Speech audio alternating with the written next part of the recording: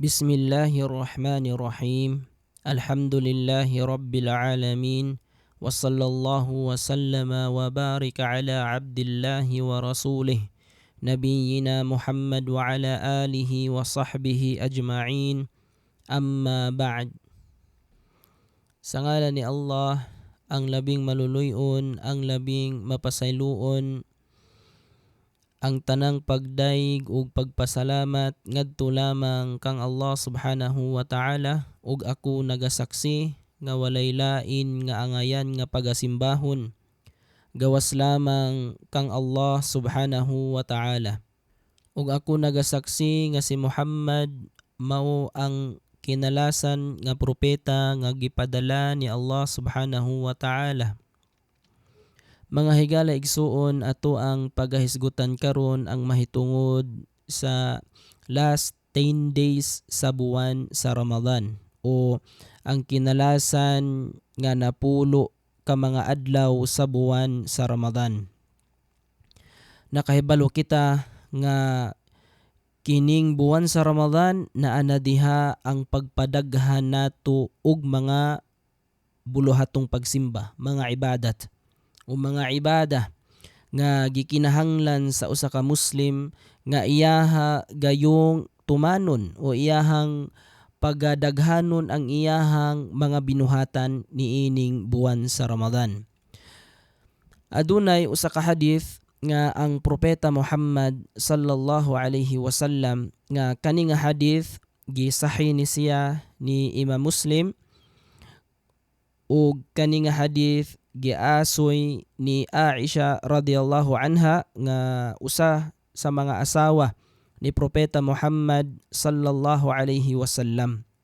Miingon nga anna an-nabiyya sallallahu alaihi wasallam kana yajtahidu fil ashril awakhir ma la yajtahidu fi ghairihi.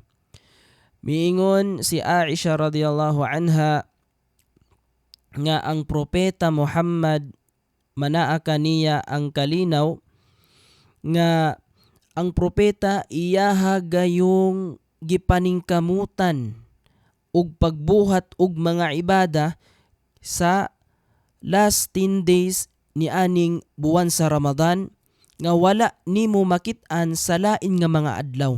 But pasabot mga higala igsuon, ang propeta nagapaningkamot, gidagdagan pa niya o gidungagan pa niya ang pagpaningkamot sa pagbuhat og mga ibada sa sulod ni aning napulo kaulahi nga mga adlaw niining buwan sa Ramadan. Ug sa hadith pa nga lain sa Sahihain, miingon ang asawa ni propeta Muhammad sallallahu alaihi wasallam nga si Aisha radhiyallahu anha, kana an-nabiy sallallahu alaihi wasallam idha dakhala 'ashru shadda mi'zarahu wa ahya laylah wa ayqada ahlah. Nga miingon pa gyud ang Aisha radhiyallahu anha nga ang propeta Muhammad sallallahu alaihi wasallam kung musulod na ang kadtong napulo ka adlaw, gipasabot ani katong last 10 days sa buwan sa Ramadan, ginahiktan ni propeta Muhammad ang kining iyahang tiyan, gibutangan niya og bakos dira o nagaampo siya og iyaha pagyumpukawon ang iyahang pamilya. Mao na ang kanindot mga higala igsuon sa pagtuong Islam nga gikinahanglan nga mag-ijtihad ta, maningkamot ta, kay kani nga mga adlaw mauni ang usa sa mga nindot nga mga adlaw sa buwan sa Ramadan. Last 10 days na ni mga higala igsuon. Daghan kaayo nga mga kaayuhan niining sulod ni aning last 10 days o ulahi nga mga adlaw sa buwan sa Ramadan. Naanadira una, mas padaghano nato ang ato ang pagsimba kang Allah subhanahu wa ta'ala, padaghano nato ang mga ibada, nanadira ang mga dua, nanadira ang pagbasa og Quran, nanadiha ang paghinumdum kang Allah subhanahu wa ta'ala, nanadiha ang pagbuhat og mga maayo nga buluhaton nga gikinahigugmaan ni Allah subhanahu wa ta'ala.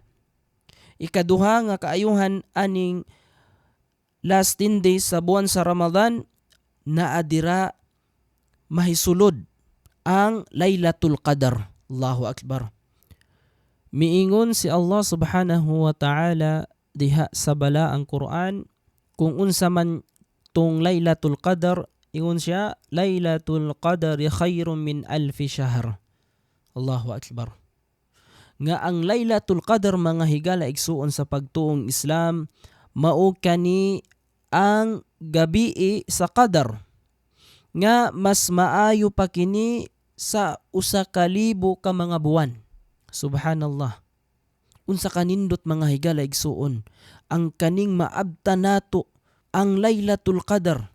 Kung nagabuhat ta og kaayuhan ani unya naabtan ta sa Laylatul Qadar, nahisulod ni ato nga kagabihiuna sa Laylatul Qadar, labaw pa sa 1,000 ka mga buwan. Allahu Akbar.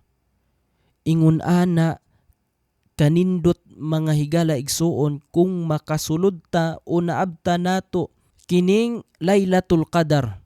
Busa mga higala igsuon, ayaw kini palabya nga dili kita makabuhat og mga maayo nga mga binuhatan sulod ni ining last 10 days sa buwan sa Ramadan.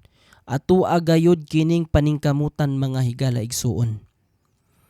Ug lain pa nga kaayuhan aning last 10 days sa buwan sa Ramadan, mao ang pag-i'tikaf sa mga Muslimun diri sa masjid.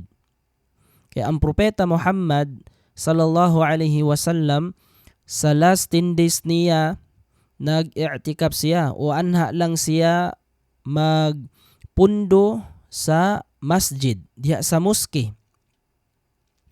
Ug ang iyang pagabuhaton na nadira ang mga pagbuhat ug mga ibada. Pagbasa og Quran, pagsunna sa mga salah, daghan nga mga kaayuhan nga mga ibada nga pagabuhaton diha sa masjid. Ug mao kini pod ang usa sa mga importante nga mga sunnah nga ginabuhat ni Propeta Muhammad sallallahu alaihi wasallam.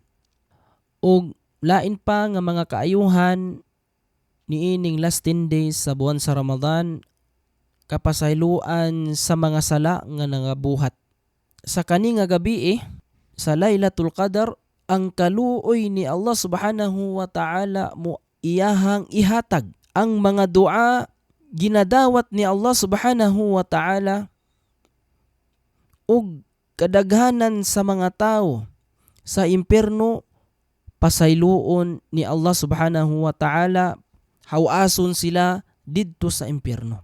Miingon ang Propeta Muhammad sallallahu alaihi wasallam sa Sahihain min hadith Abi Hurairah radhiyallahu anhu anna an-nabiy sallallahu alaihi wasallam, sa hadith ni Abu Hurairah kahimutan siya ni Allah subhanahu wa ta'ala nga miingon ang Propeta Muhammad sallallahu alaihi wasallam, man qama laylatal qadr imanan wahtisaban gufira lahu ma taqaddama min dhanbih. Allahu Akbar. Pagkanindot na lang gayud mga higala igsuon sa pagtong Islam. Nga si kinsa man kadtong iyahang gitindog ang Laylatul Qadar nga aduna siya pagtuo kang Allah subhanahu wa ta'ala ug siya nagahandom og reward kang Allah subhanahu wa ta'ala sa pagkatinuod. Pagapasayloon siya ni Allah subhanahu wa ta'ala sa tanan niya nga mga sala nga mga nauna. Allahu Akbar. Liman ka ana mga higala igsuon, pasayloon ta ni Allah subhanahu wa ta'ala kung nibarog kita ato ang gitindog ang Laylatul Qadar. Nagbuhat ta dirag mga kaayuhan, tanan nga mga ibada nga pwede natong buhaton, ato agayong buhaton nga kita adunay pagtuo kang Allah subhanahu wa ta'ala, naghandom ta og reward kang Allah subhanahu wa ta'ala. Unsay giingon ni Propeta Muhammad, gufira lahu ma taqaddama min dhanbih. Pagapasayloon kita ni Allah subhanahu wa ta'ala sa ato ang mga sala, sa ato ang mga kasaypanan nga mga nauna pa. Subhanallah. Allahu Akbar. Busa mga higala igsuon, ato ang ikinabuhi kini, ato ang i-apply sa ato ang kinabuhi nga sa last 10 days magbuhat ta og mas grabe pa nga mga ibada, mas daghan pa nga mga bulahaton nga pagsamba o mga pagsimba kang Allah subhanahu wa ta'ala.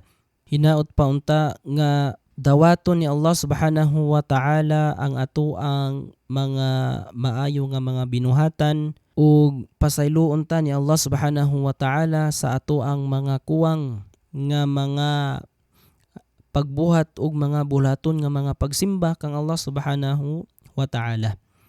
Rabbana taqabbal minna innaka antas sami'ul alim wa tub 'alaina innaka antat tawwabur rahim.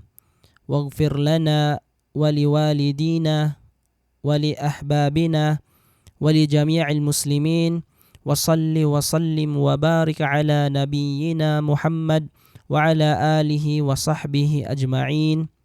Assalamu alaikum warahmatullahi wabarakatuh.